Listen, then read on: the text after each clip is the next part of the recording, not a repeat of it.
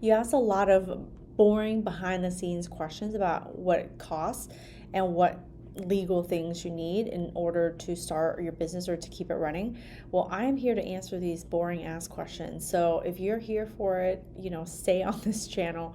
I already warned you that shit was going to be boring, but here it is. My name is Wong. I'm an occupational therapist and certified hand therapist, and I own several different businesses. One's a therapy clinic, one's an online business. And one of the questions I got from therapists who are, thinking about starting, or they're mostly thinking about starting. Even the people who've started taking, patients like here and there, kind of doing their side thing, I think a lot of their fear comes from like, I don't know if what I'm doing is right. I don't know if what I'm doing is legal. So Huang, what do I need to be thinking about? So let's get into it. So you can feel really comfortable and confident about starting your business and not being so afraid of everything. And I think the biggest thing when it comes to starting your own business is you have to change your mindset from being an employer, being kind of like told what to do. I mean, the whole point of going into business so you don't have to deal with that shit. Like, you become the person who tells yourself what to do.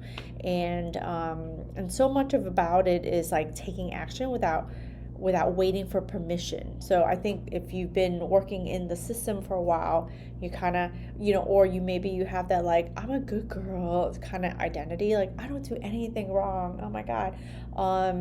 Rules were meant to be broken, but not laws, right? So really the biggest thing is register your business. So you got to register your business because they want you to pay taxes. So that's number 2, pay your damn taxes. And then you're legal, like you're doing everything right. Register your business. And in your state, just go and you register, you pay a small fee. And, don't think about, I'm going to encourage you to not think about the cost of everything, but like who's going to pay for that cost, right? So if you see a patient, that patient is going to pay for that cost. And once they pay for that cost, like done.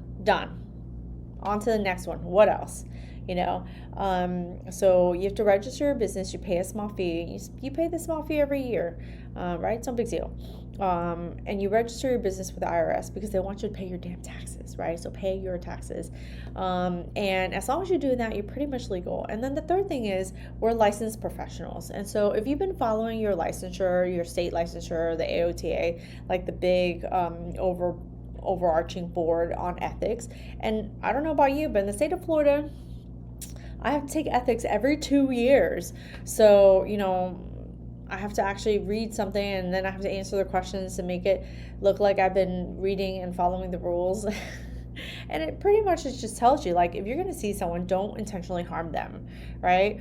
If you're going to see them and you're going to bill someone for it, actually deliver on the service because you're billing for it.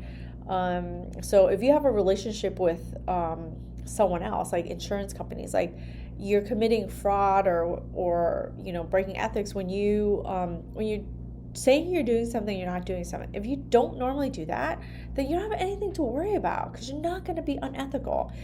And I often talk about this, but let me say it again. Just because you're uncomfortable doesn't mean it's unethical, right? Just because you're uncomfortable doing something doesn't mean it's unethical. You might be uncomfortable with telling someone about what you do and asking them to pay for it. That's business. But that's not unethical. It's just you're uncomfortable because you've never done it before, right? So completely different. So yeah, just follow whatever you normally have already been following and don't mess that up. If you intentionally harm someone, we're healthcare providers. We've been sworn to not do that. And so if you do that, then if you do that, then yeah, it's unethical, right? But for the most part, that's it. Now, those are essentially your 3 non-negotiables when it comes to like, can you run your business ethically? Now, from a self-protection perspective, this is behind the scenes again. There's absolutely nothing sexy about this. But when I started my own business, I got professional health insurance, like, was it professional license, like professional liability insurance. I got that for myself because when I worked at the hospital, I was covered under the big entity. And then really, actually, when I went out on when I went and worked for someone else privately, wasn't sure about that, so I got my own professional liability, even though they could have had it in their business. So in my business, for example, I insure my whole business, right? So I have professional liability for my business, and it covers all my staff that's underneath it as long as they continue to work for me, right? So that covers me, that covers my therapist. So that's professional liability. And then because I rent a space, you have to get commercial liability. So what does that mean? That means as soon as someone walks through the thresholds and they come into my office, if anything happens to them, they can sue me, right? And so I have that type of commercial liability for the space. And if anyone robs me, anyone breaks my glass, then I'm covered for that as well. So, those I think are the two biggest ones. As soon as you go out on your own, you have to cover your own ass, and then you have to cover your space. Now, obviously, when my space was really small and I was just by myself, it was much cheaper. I can't remember. I don't even know the price now. But, I pay it. I pay it like once a year. I forget how much it is. I know my commercial insurance actually went up this year. I think I paid over like $2,000, but it's because I got new equipment that I needed to insure. So if anyone breaks in, please don't break into my place, right? Don't steal my shit.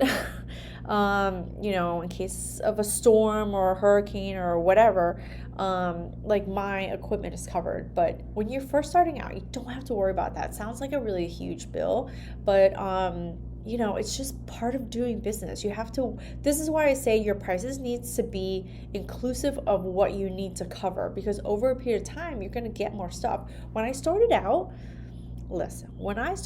I bought shit used on eBay. And if you haven't seen it, go watch this other video when I talk about that. When I started my business, I started as inexpensive as I could, and I got stuff used on eBay. And as I made more money, I bought more things. And then as I made more money, I bought more high-tech things that have a return on investment, which will make me more money, right? So that I can pay that bill off. So, don't get overwhelmed with this huge idea like, oh my God, I have to pay all this stuff. No, you only have to pay for whatever it is you need at that moment in time. If it's this much, you pay this much. If you're not taking this much, then you pay this much more, right? But when you're starting out and you're just by yourself, cover your own ass and call it a day.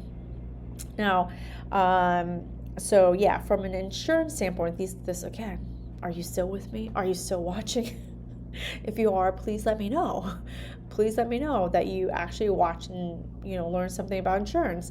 And then leave me a question underneath about what other behind the scenes boring shit do you want to hear about, because this is absolutely not sexy, but somebody asked me this question, so I'm answering it. Because I want to be transparent and help you understand that there is nothing to fear about opening the business. It is very simple, it can be very straightforward, step by step. Get more things as you grow, get more things as you make money. The hardest part is to start, and the hardest part is to get over your doubt that it's possible for you to make money to pay for all this shit. Because you need proof of concept. You need to get that first patient to then feel like, oh shit, I can do it. You need that inner voice. Sometimes you need that outer voice until you get that inner voice, So yeah, leave me a comment if like you like this behind the scenes shit. So my last insurance costs, and I didn't get this until I want to say about 2 to 3 years into it, right? 2 to 3 years into it, I invested in short-term and business insurance. And the reason why I did that is because I have long-term, I have health insurance, right? So I have health insurance through my husband. I'm married, and I get my health insurance through his work.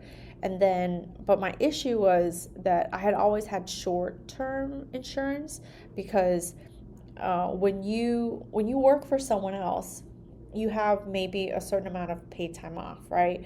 But you don't necessarily want to use all that time, or maybe you don't have any. And if you get injured, you can't work, and if you can't work, you don't make any money. So the small amount of cost that it costs to have short-term disability insurance is like, if so many days after your injury, it'll cover you if you know, have to be out of work for like so many months. So I always had that when I worked for someone else, and I felt like that was really important for me, because what we do from our job is very physical. If my hands get injured, knock on wood, I can't work because I need my hands, right? If my leg broke, I'd be okay. I can limp around. This has happened to me before. So if I hurt my legs, I can keep going. But if I hurt my hands, I can't. And so I wanted to make sure I had short-term disability insurance to be able to cover for like any kind of injury stuff. And then my business insurance came into play because once I started to hire full time, and once I got into a bigger space. So when I was in a really small space, I didn't even contemplate it. Once I grew a little bit, I decided, you know what, I need to protect my salary. So I got insurance. So if anything were to happen to me, I would be able to, get a paycheck essentially from this insurance company to at least cover the cost of running the business, until I could either sell it, close it, or something like that. But the business insurance will pay you for like X amount, depending on what you need covered. So I felt like that was really important for me, like to cover my ass. Everyone thinks about the upsides of things, right? Everyone thinks about like, oh my God, making a lot of money, keeping all the money, and, taking vacations, and I don't know, all the good stuff. Like you think about all the good stuff of business. And I like to weigh both sides. I don't just think about the good stuff. I think about the bad stuff too, like things that can happen. It's not that you don't do it. It's just that you try and mitigate some of the bad stuff. And mitigation of the bad stuff is really, it comes down to insurance. As much as we hate insurance, it's really important to have. So those are 3 things I ended up getting as I grew my business. But when it comes to ethics and doing things legally, just follow the law, right? Just follow the law. The law says register your business, pay your freaking taxes, and follow your licensure, your state licensure board. And don't do the wrong thing. You know what the wrong thing is? Don't do it. Don't commit fraud. People do it, and they're like, I didn't know. Did you really not know? And if you don't know, look that shit up. There's tons of information. All right, so if that helps, let me know. Leave me a comment below. I'll see you for the next video.